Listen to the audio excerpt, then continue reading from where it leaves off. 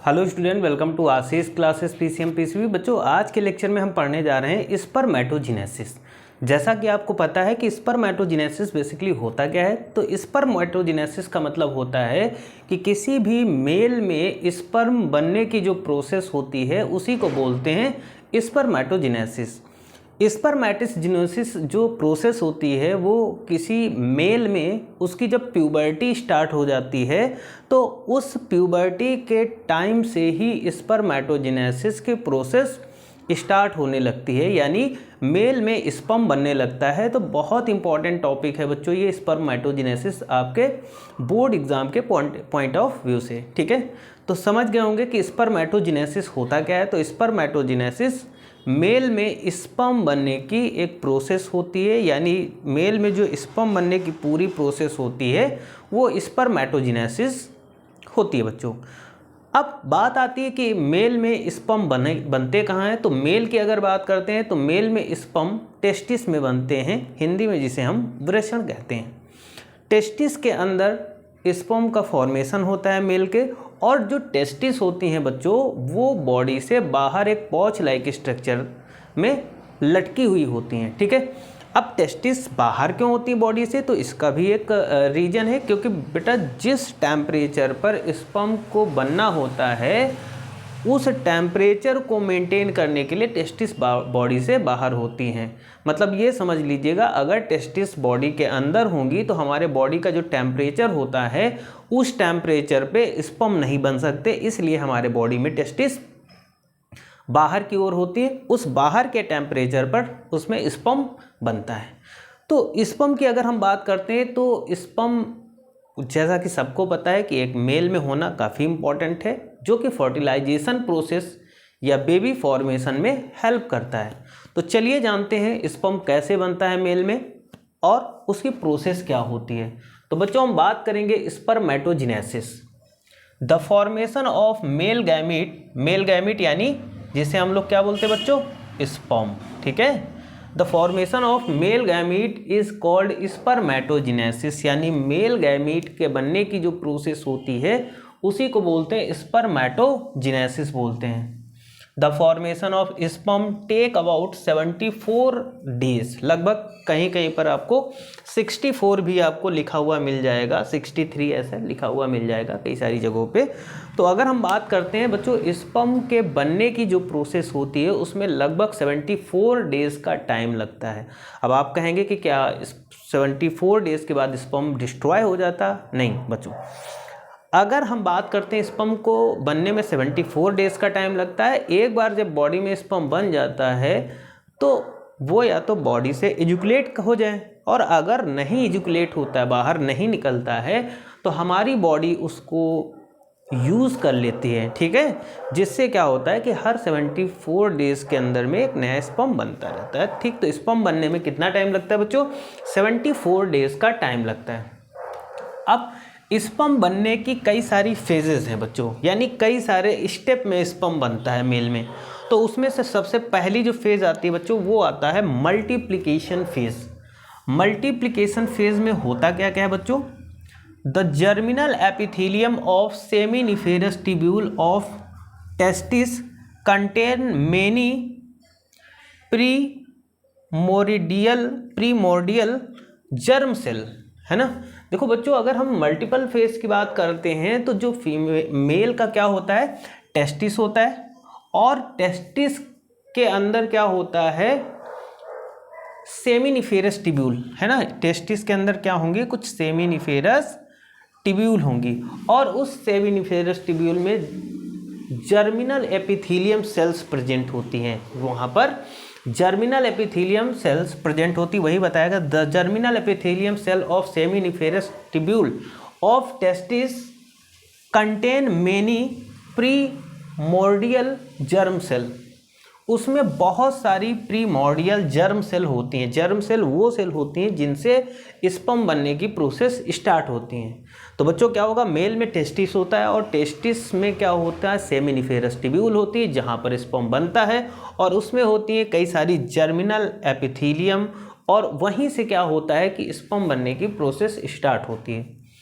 Under the effect of FSH hormones. अच्छा, ये जो प्रोसेस होगी तो इसमें एक हार्मोन्स काम करता है, उस हार्मोन्स का नाम होता है FSH यानी फॉलिकल स्टिमुलेटिंग हार्मोन्स। ठीक है, hormone these cell divided rapidly by mitosis to increase their number, these are all diploid sales.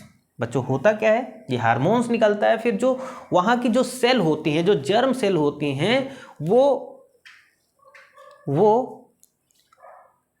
Mitosis के थ्रू क्या करती हैं, तेजी से वहाँ पर उन सेल्स का डिवीजन होता है, और जब डिवीजन होता है तो वहाँ पर number of more than cells बनती हैं, यानी ज़्यादातर नई सेल्स वहाँ पर, यानी ज़्यादा सेल्स बन जाती है, और इन्हीं को बोलते हैं हम लोग डिप्लॉयड सेल। इन्हीं को क्या बोलेंगे, डिप्लॉयड सेल। आगे पॉइंट आता है, some of these sales take on dividing again and again.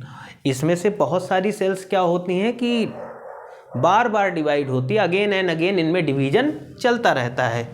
While other stop division, और कुछ में क्या होता है कि डिवीजन वहीं पर बंद हो जाता है, मतलब बहुत सारी सेल्स होती हैं जो आगे की ओर डिवीजन उनमें कंटिन्यूअस चलता रहता है, और कुछ सेल ऐसी होती है जिनमें डिवीजन क्या हो जाता है, बंद हो जाता है बच्चों, यानी स्टॉप हो जाता है।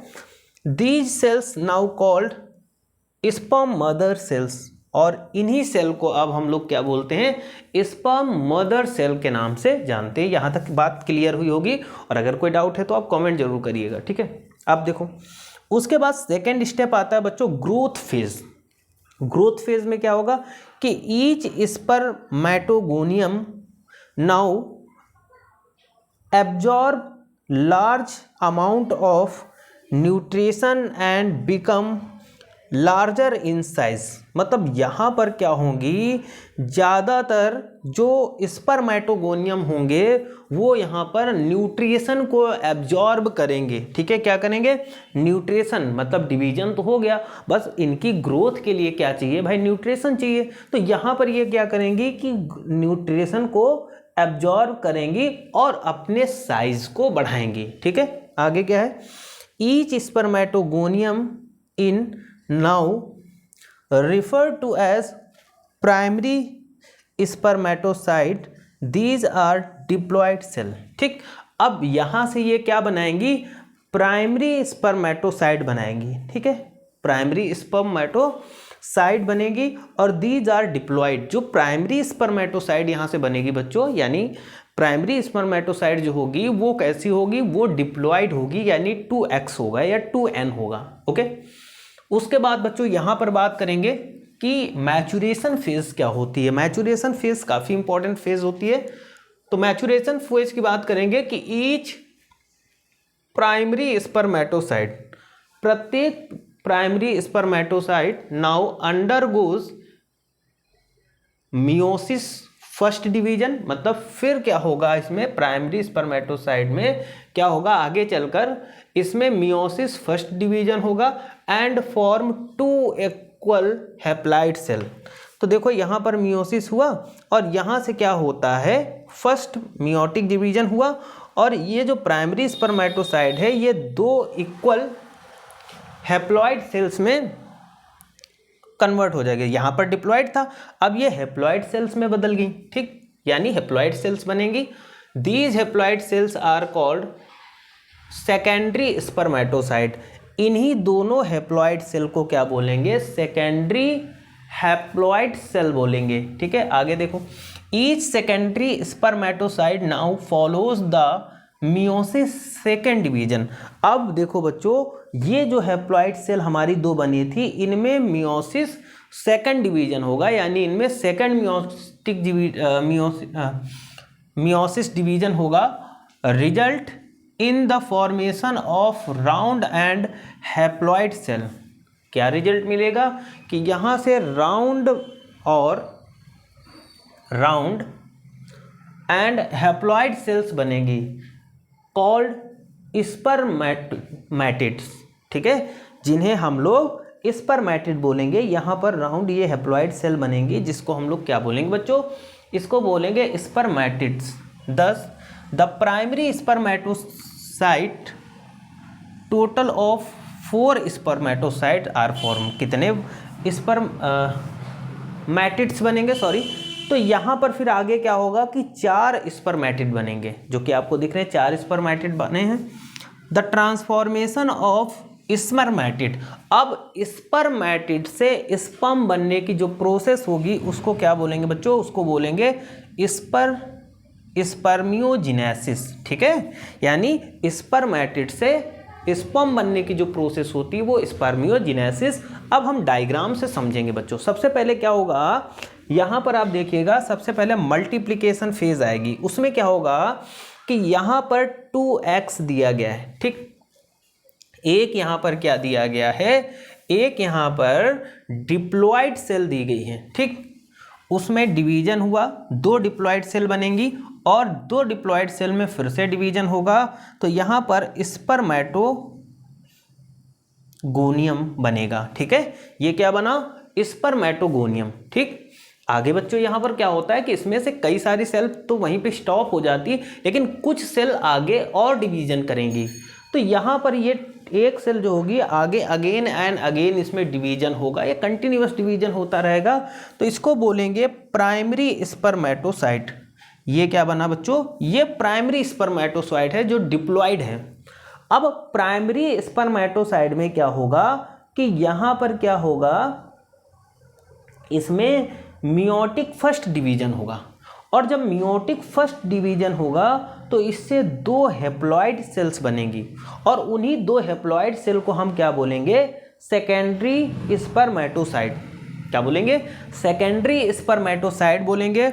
और फिर सेकेंडरी स्पर्मेटोसाइट होंगी बच्चों, उसमें मियोटिक सेकेंड डिवीजन होगा, और मियोटिक सेकेंड डिवीजन के बाद में यहाँ पर 4 हैप्लॉइड सेल बनेंगी, और इन 4 हैप्लॉइड सेल को हम लोग क्या बोलेंगे, स्पर्मेटिड्स बोलेंगे। क्या बोलेंगे, स्पर्मेटिड्स बोलेंगे।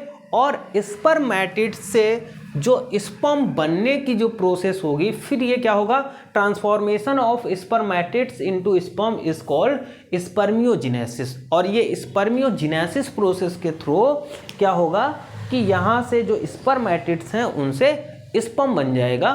तो ये चीज़ आपको क्लियर हुई होगी बच्चों, इसमें कोई डाउट वाली बात नहीं है। अगर आपको डाउट लगता भी है तो आप अपना डाउट क्लियर कर सकते हैं। आप आराम से अपने डाउट को कमेंट करके पूछिएगा, आपके हर एक सवाल का जवाब दिया जाएगा, ठीक है। और ये टॉपिक आपका काफ़ी इंपॉर्टेंट है बच्चों, बहुत इंपॉर्टेंट है आपके बोर्ड एग्जाम के लिए। बहुत ही ध्यान से समझिएगा और बहुत ही अच्छे से इसका नोट्स बनाइएगा। तो आज के लेक्चर में इतना ही रखते हैं, और इससे पहले अगर आप चैनल पर नए हैं तो चैनल को सब्सक्राइब करिएगा, वीडियो को जितना हो सके लाइक और शेयर करिएगा। आज के लेक्चर में इतना ही। Thank you for this class.